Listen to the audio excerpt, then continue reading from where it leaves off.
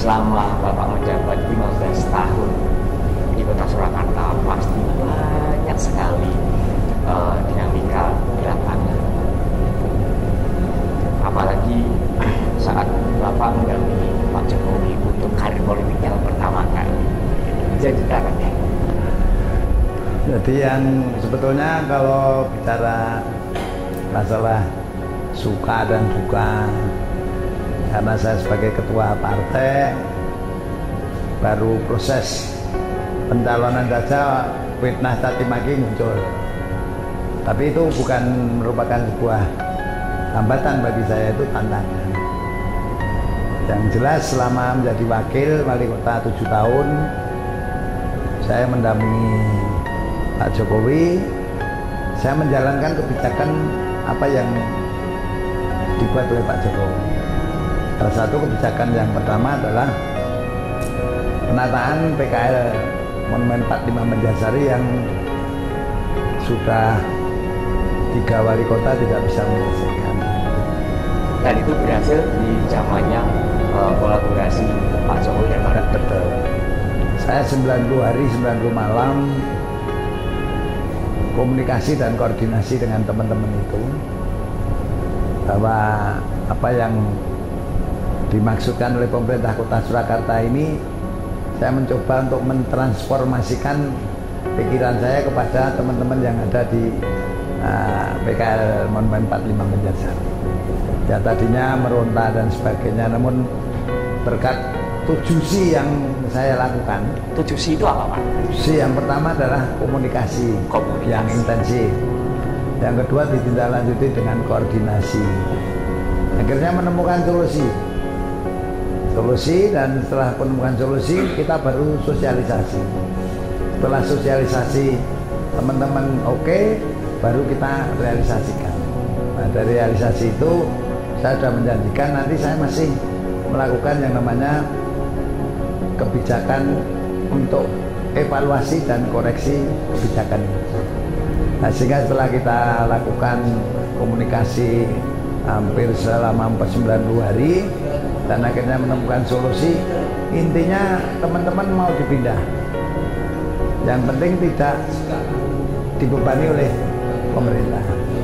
Nah, itu salah satu harapan dari teman-teman. Akhirnya kita menunjukkan bahwa kios tidak diminta untuk membeli, kamu ditempatkan di sana selama 6 bulan, kamu bebas retribusi dan diberi modal 5 juta setiap pedagang.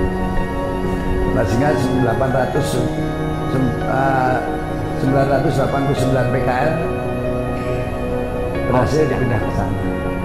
Waktu itu ada hambatannya nggak sih, Pak? Ya, hambatannya banyak. Namun dengan 7C tadi, minimal 2C komunikasi dan koordinasi, hambatan itu bisa kita lalui.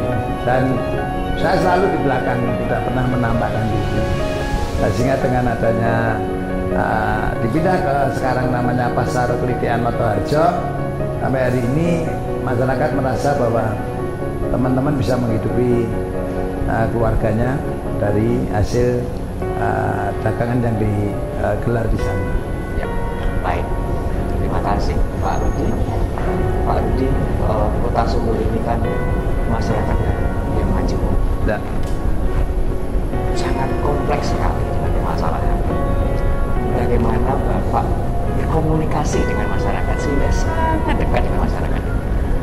Yang pertama, ketika saya dan Pak Jokowi diumumkan oleh KPU sebagai pemenang, ditetapkan oleh KPU, belum dilantik, saya melakukan Sonjo Wargo namanya. Sonjo Wargo. Di pribadi ini. Yang sebelumnya tadi disampaikan juga oleh Pak Hendro, ini pulaan masalah. Nah, belanja masalah. Nah, di situ tentunya saya mengucapkan terima kasih, mohon dukungan untuk mengabdi melayani masyarakat dengan lurik dan 5 mantapnya waktu itu yang saya sampaikan, sehingga banyak masyarakat yang memberikan dukungan. Yang paling utama bahwa untuk mengelola kota dan masyarakat Kota Surakarta ini, satu, pemimpin jangan menempatkan diri sebagai penguasa, namun pemimpin adalah pelayan bagaikan akar.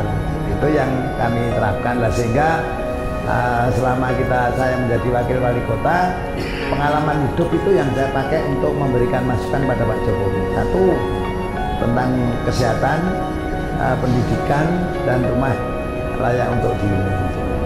Nah, dari situlah tentunya saya bersama-sama Pak Jokowi jalan semut, dan bahkan pemilihan yang kedua pun Pak Jokowi dan saya mendapatkan 90,9%.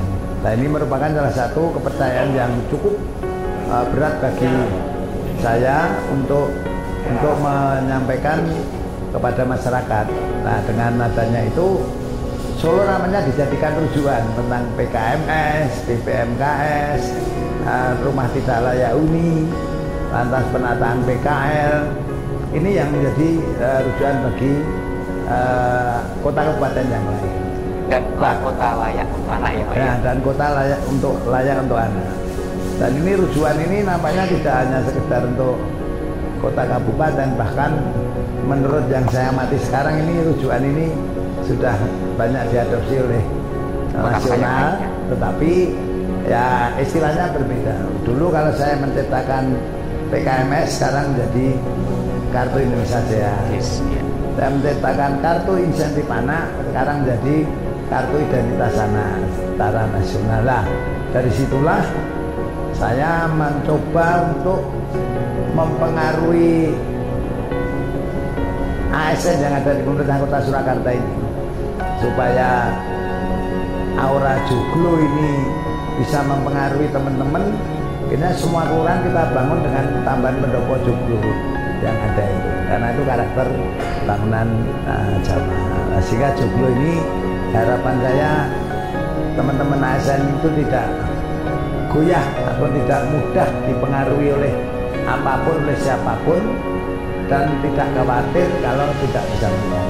Itu yang menjadi modal awal saya lah, sehingga sekarang teman-teman di ASN ini cukup dengan mengingat-ingat saja lurik 5 mantap, lalu lurik dan 5 mantapnya tentunya kita punya joglo, sepeda, dan pion. Itu yang saya sampaikan pada masyarakat, teman-teman, supaya hal ini menjadi modal besar penjenengan bekerja siapapun pemimpinnya. Kalau jenengan memegang 5 hal ini, tidak akan terpengaruh oleh siapapun, oleh apapun, sehingga teman-teman bekerja dengan aman dan nyaman. Ya, baik. Mungkin bagi pemirsa yang belum tahu, lurik itu apa dan 5 mantap ini apa? Lurik itu saya berharap merubah mental dari teman-teman itu lurus dalam pengabdian, ikhlas dalam pelayanan.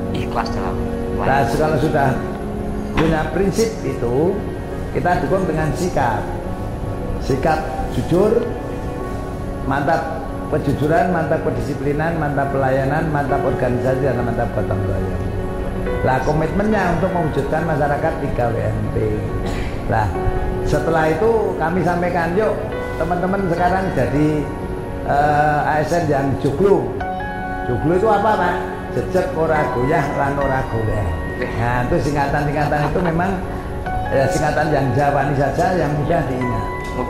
Oleh masyarakat dan ASN. Ya, setelah joglo dengan COVID-19 ini lebih saya tekankan lagi dengan sepeda. Sepeda itu singkatan dari Sopo Eling Pangeran untuk dunia akhirat. Nah, artinya kalau kamu sudah mentalnya sudah lurus, jadi kamu akan menjadi pion. Pion itu pegawai idealis ora neko-neko. Nah, itu idealis ora neko-neko. Nah, artinya tidak mau menerima apapun dan tidak mau mengambil milik negara ataupun milik rakyat. Itu yang 5 hal itu saya minta untuk dipegang erat. Siapapun pemimpinnya, kalau jangan tetap mengedepankan 5 hal ini, mereka tidak akan berani berbuat apapun. Baik. Untuk kepentingan pribadi. Baik, terima kasih Pak. Selama Bapak menjabat sebagai wakil wali kota maupun wali kota, tantangan terberat apa Pak? Ya, tantangan terberat sampai hari ini saya masih merasa belum berhasil, gagal. karena saya belum bisa menyelesaikan yang namanya KLMT, kecil, lemah, miskin, tertindas ini yang belum selesai. Mengapa saya sampaikan demikian? Kalau Solo Kota Layak Anak masih ada anak yang ijazahnya ditahan oleh sekolahan, ini merupakan penindasan terhadap anak, karena yang namanya biaya pendidikan itu tanggung jawab orang tua, namun yang tersandera adalah anaknya. Nah ini yang belum kita lakukan, sehingga yang sampai dengan hari ini terus kita selesaikan. Jadi ke rumah juga banyak yang menyampaikan keluhan-keluhan, tidak ada persoalan. Selama saya masih bisa dan mampu, pasti akan saya realisasikan. Terima kasih. Jadi sebelumnya ada